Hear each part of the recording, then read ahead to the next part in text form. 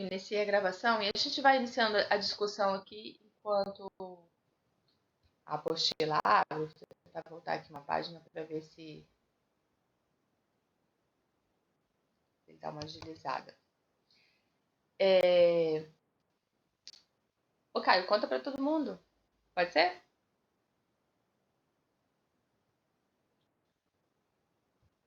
Onde você viu?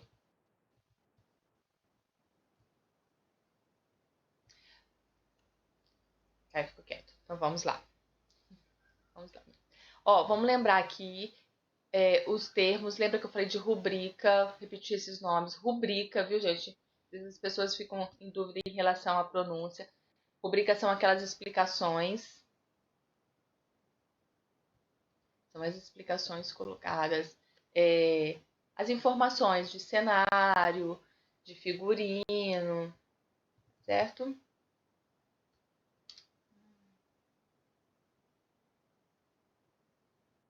Vocês estão com a apostila aberta? Sim. Então vai acompanhando aí, vão falando para mim das questões que vocês por acaso tiveram dúvida. Eu vou voltar porque acho que não vai abrir aqui, eu vou deixar logo no início. Não está sendo gentil.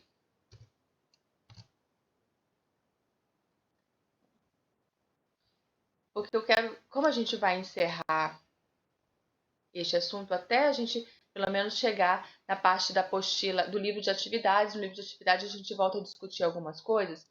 Eu quero então a questão dos termos, dos nomes. Então, assim, teatralidade, né, é o conjunto de cenário, de encenação, é o conjunto de tudo isso. É o nome que eu quero que vocês fiquem.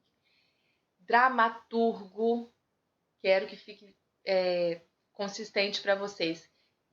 Quando você ouve o termo dramaturgo, é o autor de teatro, é um escritor, é um autor, mas ele escreve especificamente para teatro. Tanto que às vezes você vai ler a biografia de um escritor e aparece assim, fulano de tal, autor, compositor, não sei o que, dramaturgo. Aí você pode pensar, mas não é tudo a mesma coisa? Como que ele quer especificar que aquele autor ali escreve textos para teatro. Nem todo autor escreve textos para teatro, né? Então ele quer especificar isso. O dramaturgo tem a ver com encenação. Por isso que às vezes, até para se referir a novelas, falam, por exemplo, para falar das novelas da TV, eles falam a dramaturgia. A dramaturgia. Então eu estou falando da novela, que é a encenação. Tá? Lembra que novela é um gênero literário. Tá? A da TV é telenovela, é porque a gente simplifica o nome.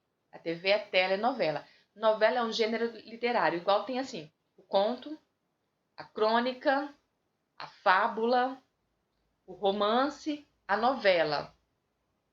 Romance, eu já falei com vocês em outros momentos também, não necessariamente tem a ver com histórias de amor. Romance é um texto narrativo com vários personagens, não é como um conto. O conto tem poucos personagens, só uma linha, né, da história. O romance já tem personagens paralelos. A novela, mais ainda. A novela é mais extensa, personagens paralelos, histórias paralelas. Você pode comparar mesmo com a novela da TV, que tem a história principal, os personagens principais e personagens paralelos. Mas quando a gente fala novela na literatura, eu estou falando de obra escrita, de livro, tá? Coadjuvante é o secundário. Coadjuvante é o personagem, não é o principal. Não necessariamente. Não. O vilão é o antagonista, que é o contrário. Então tem o protagonista e o antagonista, de antônimo, de contrário. O coadjuvante é um personagem que não está no principal. Ele é um personagem secundário. Porque o vilão está na história principal, né? Porque o vilão está em confronto com o mocinho, eles estão na história principal. Mas aí, as histórias paralelas. Pode quando o narrador é personagem. Porque não tem a história narrador, personagem, narrador, observador. O narrador observador, ele conta a história sem fazer parte dela. O narrador personagem, ele é secundário. O narrador personagem pode ser secundário. Não tenho a menor ideia, Caio. Eu nunca assisti. Nunca assisti. Não posso lhe dizer. Deixa eu ver exemplo.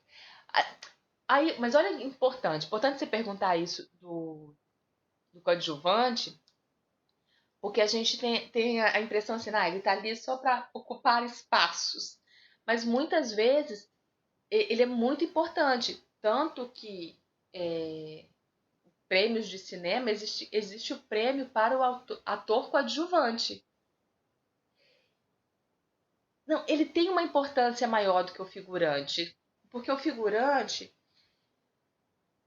como diz, ele figura, ele tá ali pra, por exemplo, eu preciso de uma cena de uma festa. Uma cena de uma festa. Ó, clássico do teatro. Não vou usar como exemplo a novela, não. Vou usar como exemplo o teatro, tá? Que é o que a gente está discutindo. Peça clássica do teatro, Romeu e Julieta. Então, nem que seja um pouquinho, já ouviu falar. Romeu e Julieta se conhecem em uma festa. As famílias de Romeu e Julieta são famílias inimigas, os Montecchios e os Capuletos, eles são inimigos.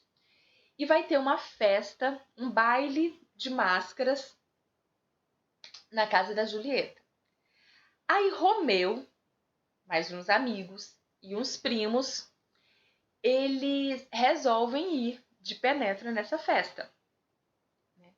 E conseguem ir, mesmo as famílias sendo inimigas, mesmo ele não sendo bem aceito ali, conseguem ir porque era um baile de máscara. Então ele estaria mascarado, as pessoas não saberiam quem eles eram.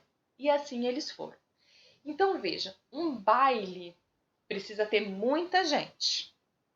A história principal é ao redor de quem? Romeu e Julieta. São os personagens principais. Tanto que a peça tem o nome deles. O nome da peça é Romeu e Julieta.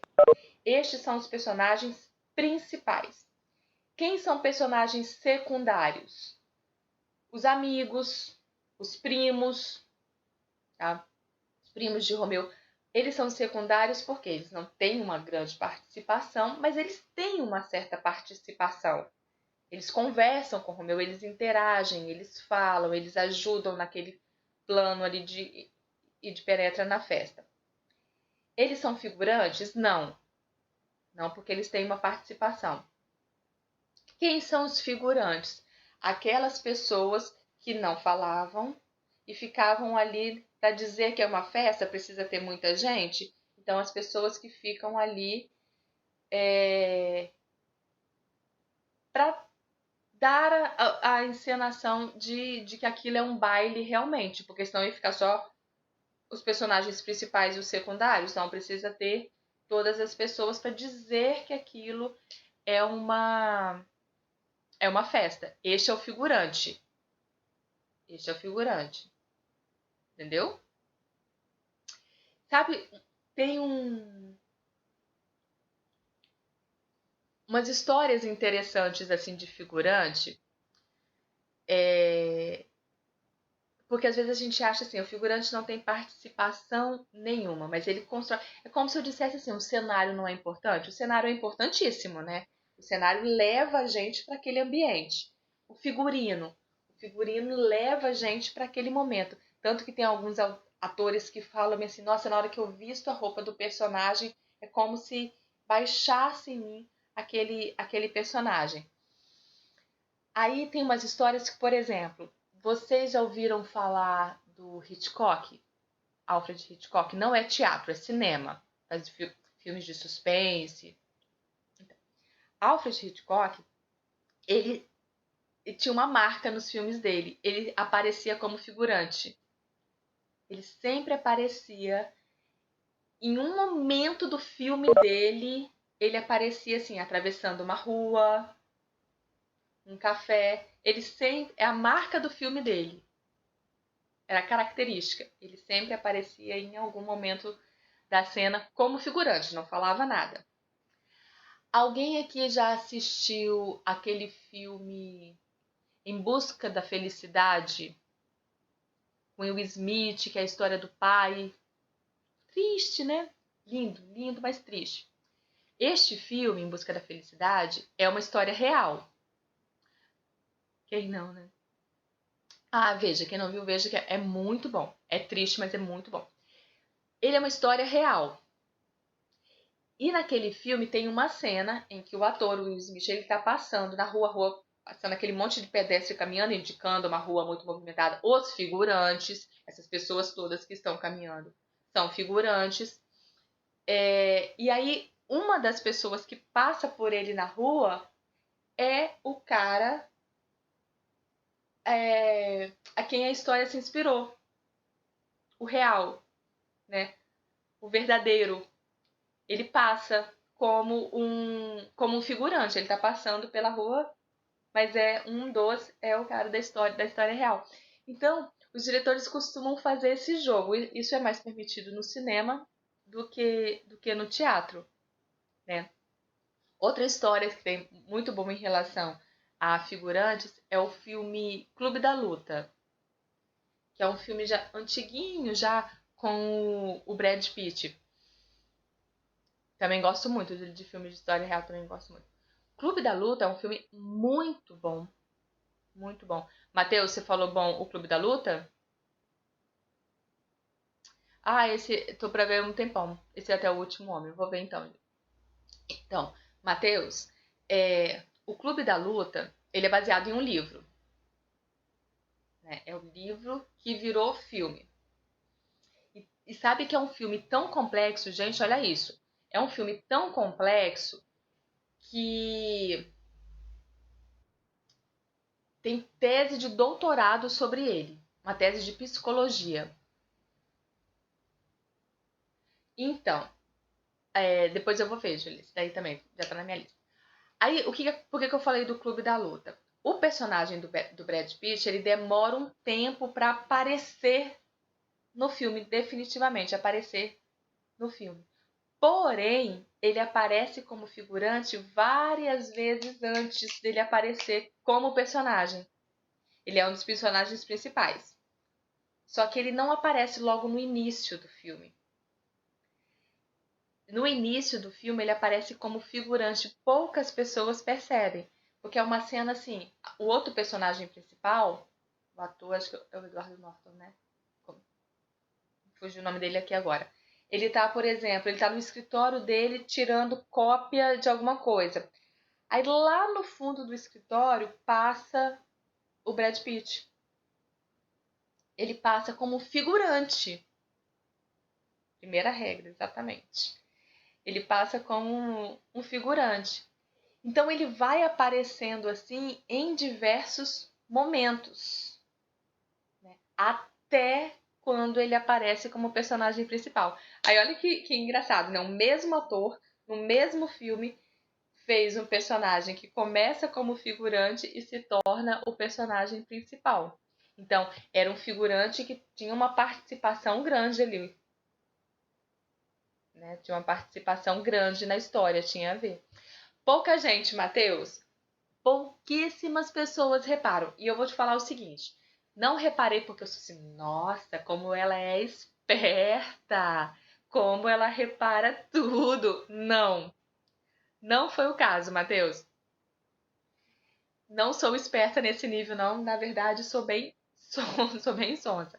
O que aconteceu foi o seguinte: um amigo meu, professor de literatura, porque eu tinha visto falar desse filme Clube da Luta e tinha, vou ser sincera, um maior preconceito. Eu vi, Clube da Luta vai ser filme de porradaria. Não estou disposta a assistir. Sim, não, mas ele hoje é meu filme predileto, Matheus. É o meu filme predileto. Perdi a conta de quantas vezes eu já assisti. Comprei o livro depois. Então, aí um amigo meu chegou pra mim e falou assim, você já assistiu? Eu falei, não, Clube da Luta, não. Ele, não é nada disso. Esse meu amigo é professor de literatura. Não, Fê deve conhecer ele também. Jorge Evandro, Fê, deve conhecer. Não é isso não. Aí ele falou assim, e ainda, eu duvido, ó, você tem que assistir, que eu duvido que você vai ver uma coisa lá. Ah, rapaz, eu sou sonsa, mas não duvida de mim, não. Duvidou de mim, bicho pega.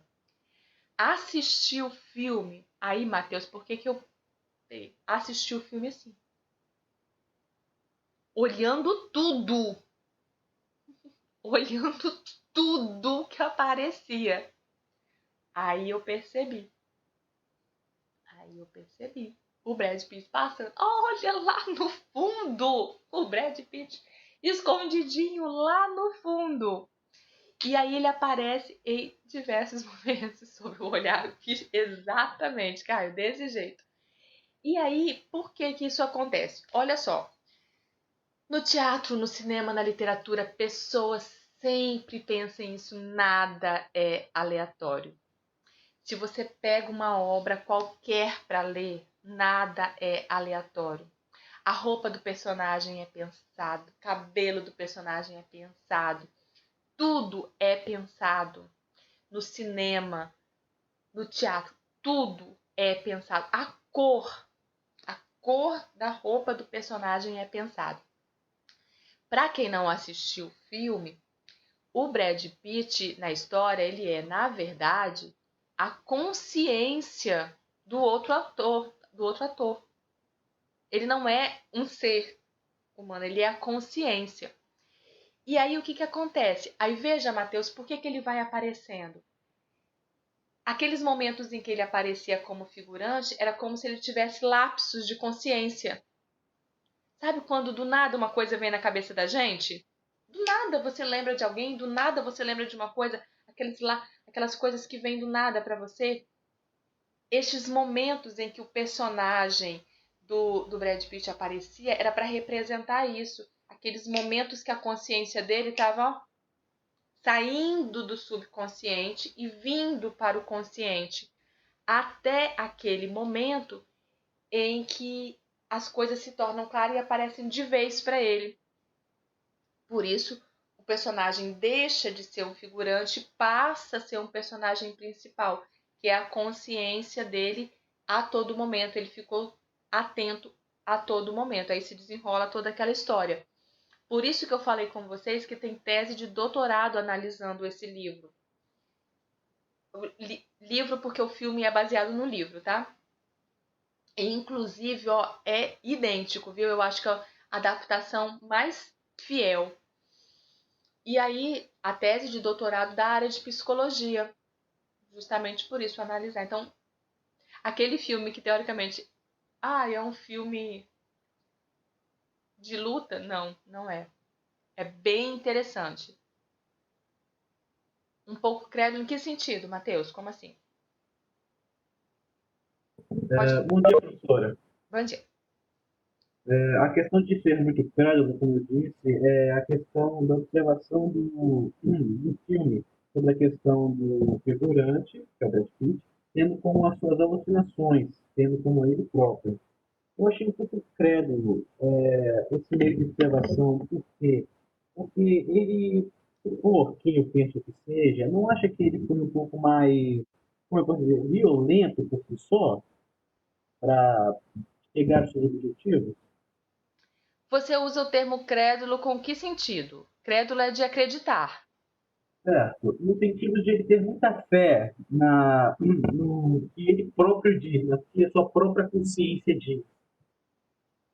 Sim, sim, ele toma consciência das coisas e aí realmente ele acredita naquilo e ele vai por onde colocar aquilo em prática, né? Daí o Clube da Luta.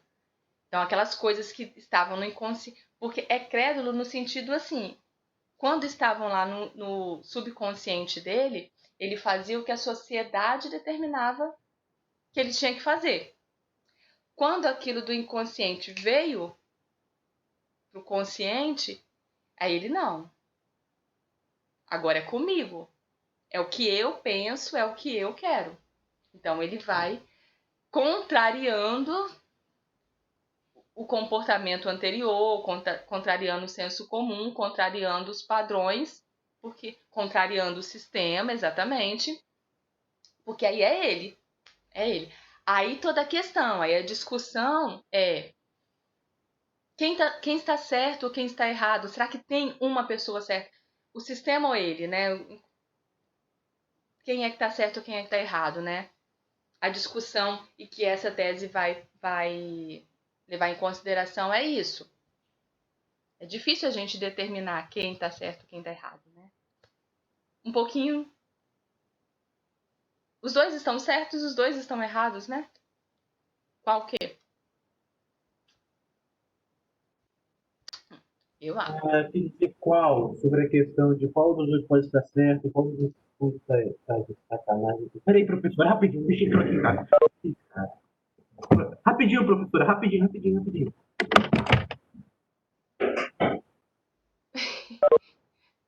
Rapidinho ele vai falar, rapidinho ele vai voltar. Desculpa, professor, eu voltei. Caraca, entrou uma espécie de cachorro aqui dentro de casa.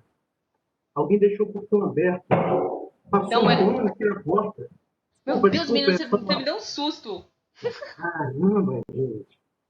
Que susto, garoto. Alguém deixou a porta aberta. Cara. Desculpa, é que. Falei, pronto, a consciência tomando conta do menino ali. Não, Meninos, olha só, a gente já tá encerrando, só quero mostrar o finalzinho aqui pra vocês.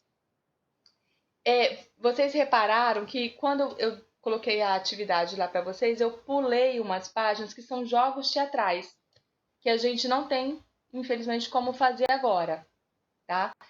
Então, essas páginas todas que eu passei, tô projetando aqui, são de jogos que a gente faria, assim, não encenação em si, mas um jogo teatral, tá? Foi essa a razão de eu ter pulado lá a atividade para vocês, tá certo? E aí a gente acaba chegando no final dessa parte do teatro. O que eu acho importante que fique para vocês, entender que é um gênero, entender que é um gênero textual, é um gênero literário, tem uma estrutura de escrita, tem uma estrutura fixa, né? Que tem a fala do personagem, tem as rubricas, tem uma estrutura fixa.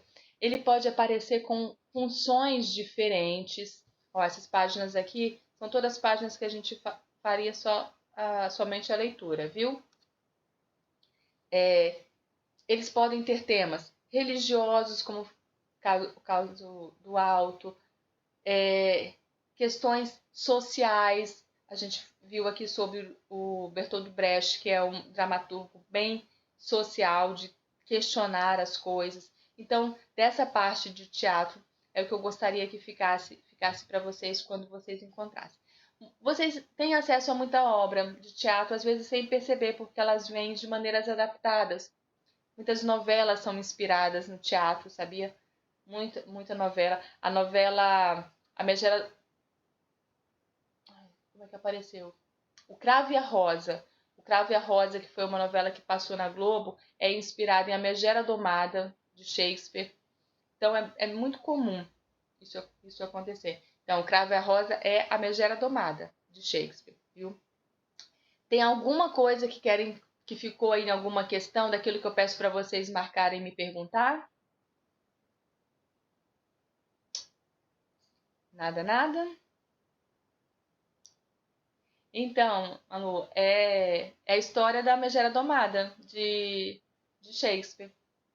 É por isso que eu falo com vocês, às vezes vocês tiveram acesso a peças sem saber, porque elas vieram de forma adaptada, né? Eu não vi a novela não, mas a obra, a peça, o Cravo e a Rosa é muito engraçada. Muito engraçada. Aí vê que Shakespeare também vai para assim, né? Ele vai para comédia, vai para drama, as reflexões, vai para áreas assim. É bem legalzinha também. Vocês viram e vale a pena ver de novo, né? Porque não era época de vocês, não. Viram, vale a pena ver de novo.